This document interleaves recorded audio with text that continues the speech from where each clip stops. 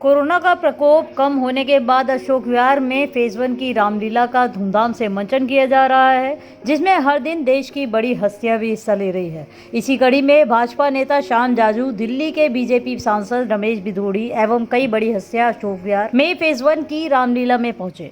दिलेर समाचार का विशेष आभार। आज रामलीला के मंचन पे आप देख रहे हैं कि हमारे बीच में माननीय श्याम जाजू जी, माननीय रमेश बिधूड़ी जी और माननीय गौतम जी भारतीय जनता पार्टी के एमपी उपस्थित रहे। साथ में जितने भी दिल्ली के सामाजिक प्रतिष्ठित समाज सेवी हैं उनका भी हम मान सम्मान करते हैं। और भव्यता के साथ आप ये पब्लिक देख रहे हैं जो रामलीला को देखने के लिए बेताब बैठी हुई है। और बहुत ही सुंदर रामलीला का मंचन, इस कार्यकारिणी का मैं बहुत आभार प्रकट करता हूं। अनिल गुप्ता जी का, ललित गर्ग जी का, राज अग्रवाल जी का, चंद्र बलवानी जी का, जिन्होंने 3-4 महीने पहले से ही इस आयोजन में अपने तन मन धन से अपने आप को समर्पित कर रखा है और रामलीला के माध्यम से प्रभु राम जी का चरित्र दिखा करके एक संस्कृति को बढ़ावा दे रहे हैं। मैं आप सभी का बहुत बहुत आभार प्रकट करता हूँ। दिल्ली के प्रमुख रामलीलाओं में जिनकी चर्चा होती है उसमें यह अशोक विहार की रामलीला है। इस निमित्त से समाज में जो उत्साह है, प्रेरणा है, उसका एक अवसर लोगों को मिलता है। 2 साल के कोरोना के कार्यकाल के बाद आज वैक्सीन लेने के कारण आज पूरे दिल्ली में खुला माहौल शुरू हुआ है।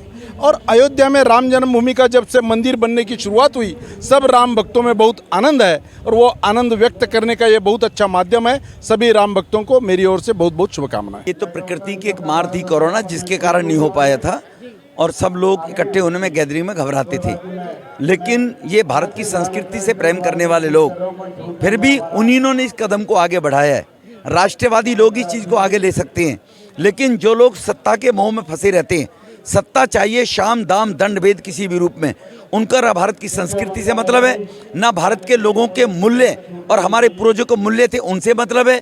वो केवल सत्ता प्राप्त करना चाहते हैं और इस देश में सेक्युलरवाद के नाम से वो लोग रोटियां तो सेकते हैं, लेकिन सेक्युलरवाद होने का मतलब ये नहीं है कि तुम केवल वोट बैंक के लिए एक विशेष समुदाय के पीछे पड़े रहो। तो ये जो हमारी संस्कृति है, भगवान श्री राम की संस्कृति, इसमें देवी शक्ति, राक्षसी प्रवृत्ति दोनों का अंतर बताया जाता है। भगवान राम की लीलाओं का मंचन होता है। हमारे बच्चे आगे संस्कार लेते हुए आगे बढ़ते हैं। मैं अशोक विहार रामलीला कमेटी के सभी आयोजकों का इस बात के लिए आभार व्यक्त करता हूं और उनको बधाई भी देता हूं। इतने भव्य आयोजन के लिए निश्चित रूप से कुछ न कुछ संस्कार बच्चे लेकर ही जाएंगे। भक्तों को क्या संदेश देंगे, क्योंकि त्योहारों का आ रहा है, देशवासियों को क्या संदेश? भक्तों को यही संदेश है कि समय समय पर फिर दोहराना चाहता हूं, मेरा संदेश पर्यावरण को लेकर और चाहे देश के वैल्यूज़ को लेकर, मॉरल वैल्यूज़ को लेकर किस प्रकार की शक्तियों ने हमारे देश को समाप्त करने का प्रयास किया था।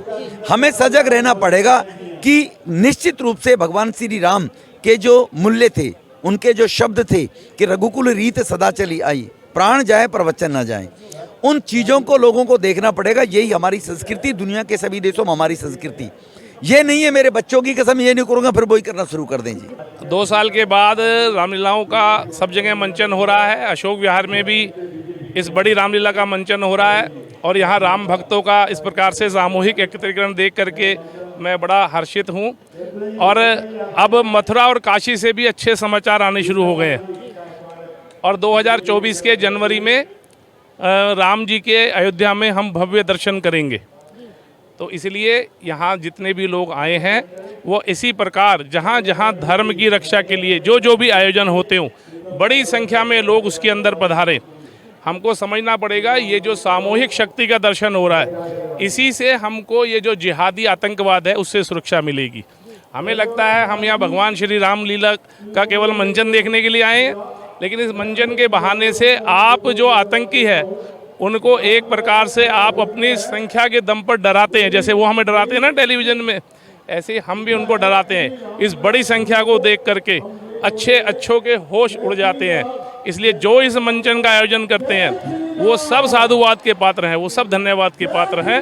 मैं बहुत हर्षित हूँ कि ऐसी भव्य रामलीला का मंचन यहाँ होता है।